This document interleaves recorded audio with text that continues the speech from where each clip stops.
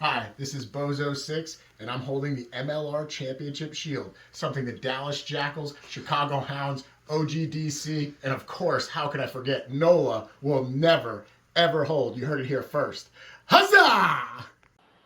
Huzzah, Rangers! This is your boy Phil Harris here at the Jacks Rangers show, and I am joined with a very, very special guest this time around. His name is Thomas Grant. We call him Wills. Wills, how the hell are you?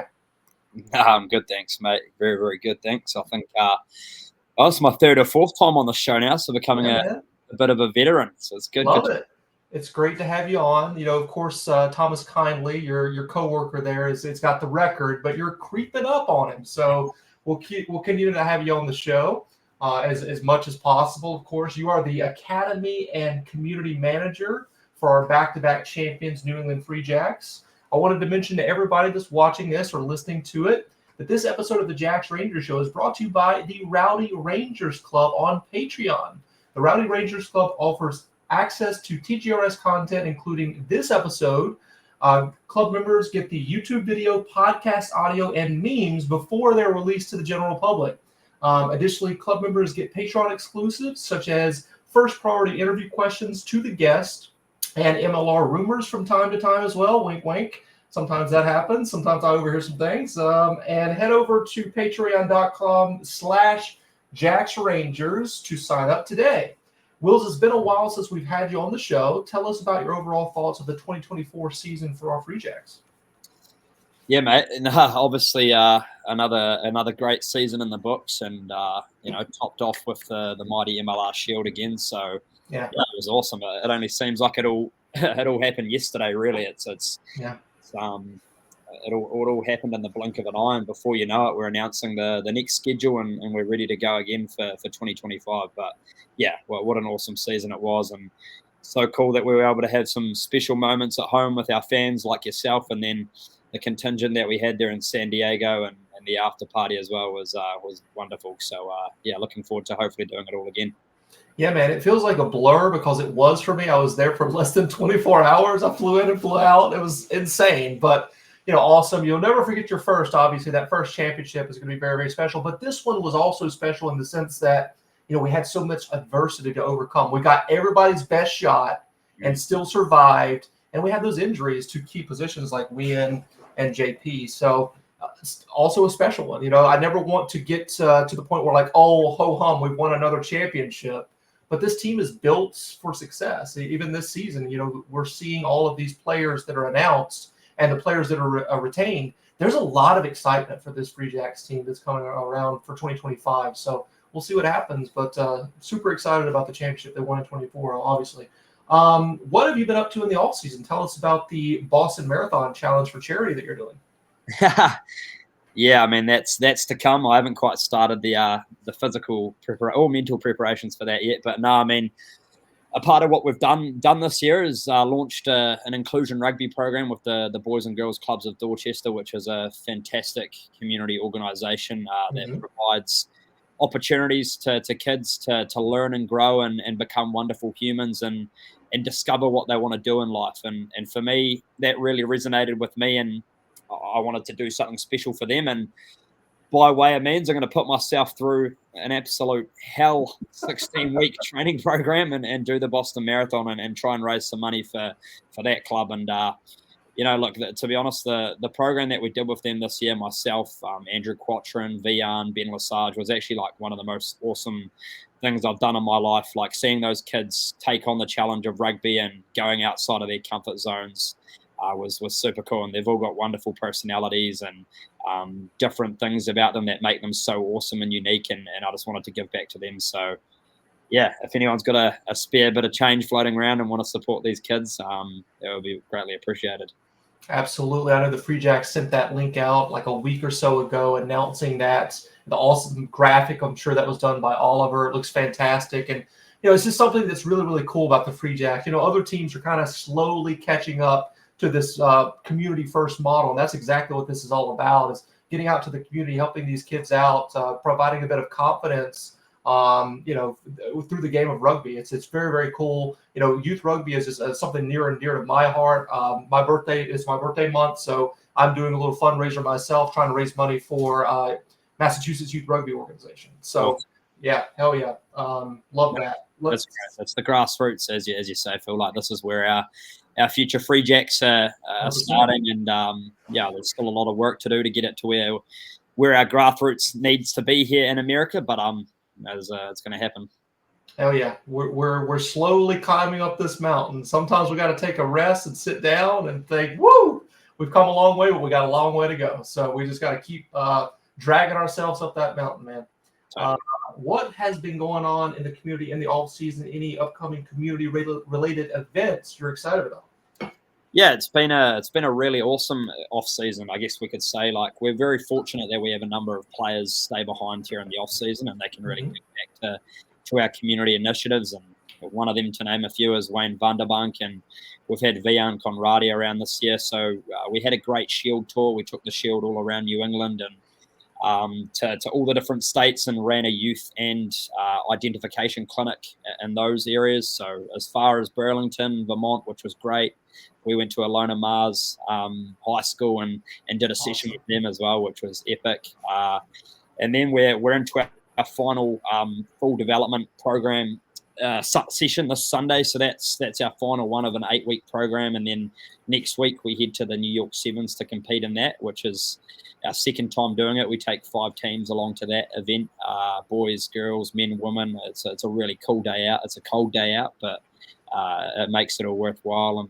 And then in a couple of weeks' time, we're heading down to Reading, Pennsylvania. Our independents will be taking on the Chicago Hounds Academy, which is the first time we've played them. So hopefully starting a bit of an academy rivalry there, which is which we've seen at the senior level as well. We have some really good clashes with them, but we really want to, I guess, get that second-tier rivalry started as well. And, it's going to be great.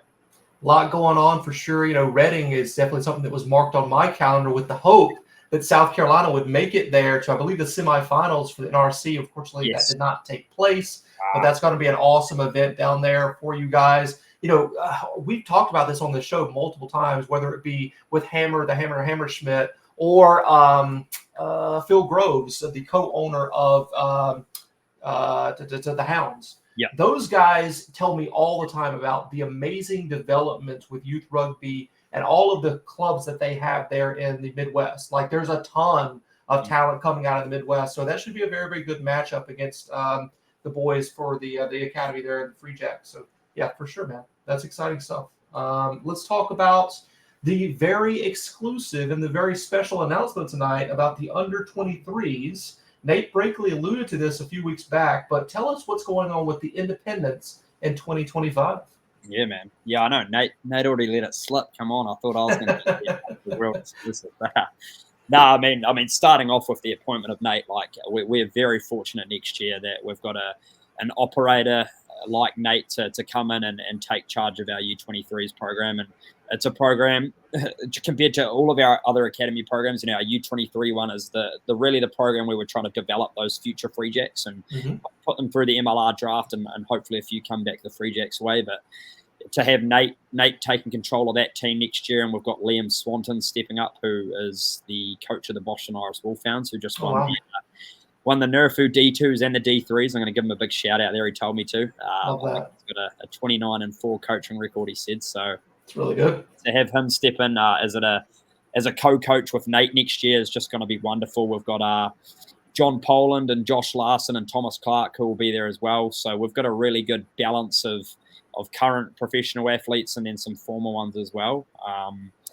This year we took the team along to Belfast and Ireland, as you know, which was a wonderful experience, and you're repping the kit there, and that was a really great 4 to 5 days away with the team, and we learned a lot from that tour, and we're going to put that into an awesome week-long tour in Edinburgh next year, Scotland. We're going to head away in the first 2 weeks of May for a week-long tour, May 11th till the 19th, and play a couple of games over there and take in all the cultural activities that Scotland has to offer as well. So, yeah, mate, I mean, one of the great things about rugby is that it can really be a vehicle to give you amazing experiences all around the world.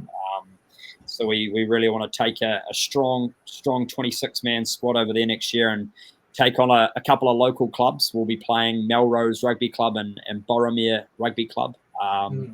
as a part of a week-long tour, and we'll also be heading to Edinburgh versus Ulster on the Friday night as well. So it happened to be like a chance that Ulster's playing in that fixture, who we got to see this year play against. Very Leinster. cool.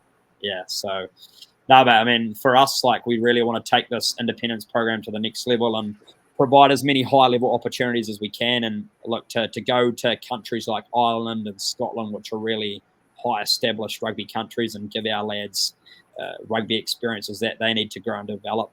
It's a no-brainer for us. So that's going to start off our spring season, and we'll come back here and play 4 to 5 more games against local opposition like Quebec and Toronto, and keep on building this thing up. So I'm really pumped about it. Yeah, it's super exciting, man. Like, obviously, I was there on the Belfast trip and had a blast. You know, the guys I know learned a lot. The game itself was a bit disappointing in the sense that, you know, the score line wasn't great, but ton of experience. The first international tour for the Free Jacks Academy, the under 23 is going over there to Ireland. And now we're just, you know, stepping up a little bit and moving over to Scotland with the Edinburgh base there for you guys for several days. And by the way, a reunion with Scott Mackey, of course, who's the attacks coach there for Edinburgh, which is very, very cool. So I encourage everybody listening to this, make sure you're, you know, following the Free Jacks social media pages. They'll be posting about this, and also the Free Jacks Academy pages talking about this sort of stuff. And, you know, that, you know, book your tickets if you can to go overseas. I'm actually going over there next week. In fact, next Wednesday, I'm going to be over there. That's exactly what I was going to say. I'm going to do a little forward scouting for you guys to see what the lay of the land is over there. So it'll be a great opportunity once again for these young men to participate in some high-level rugby games and experience some excellent culture over there in Scotland for sure. Let's see here. So this one thing to highlight is it's multiple games this time.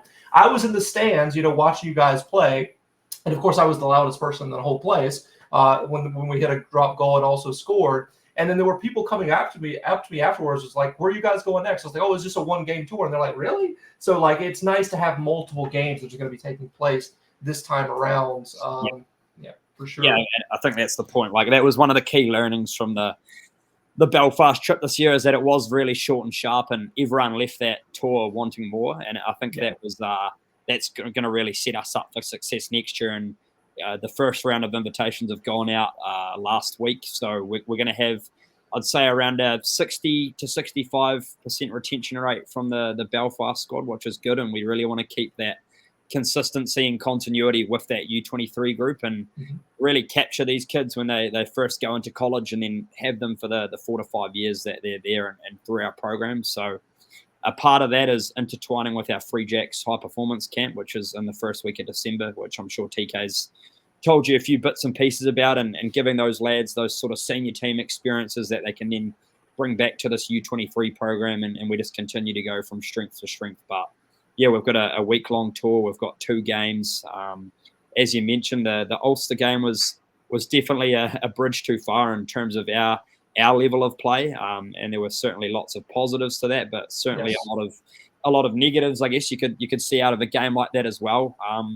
But I definitely didn't think it put a distasteful taste in our boys' mouths, and it certainly left us wanting more and an opportunity to be better. And we saw the fruits of that when we came back here for our spring season, and we definitely got better and better each game. So yeah, really hoping we get a good preseason under the belt with Nate, and we can hit these games running hard.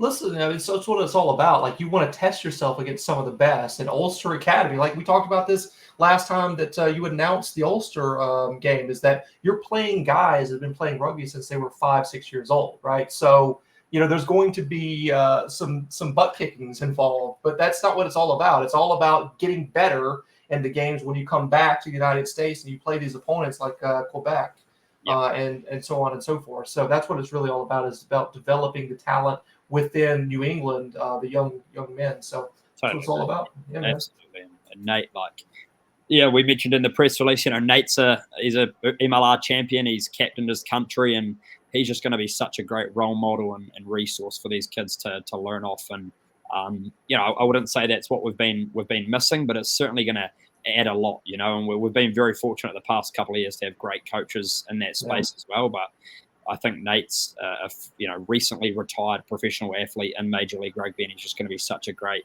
educator for these kids. He's seen it all and he knows it all, right? Like he's been there and done that. This guy's a USA Eagle with like 23 caps.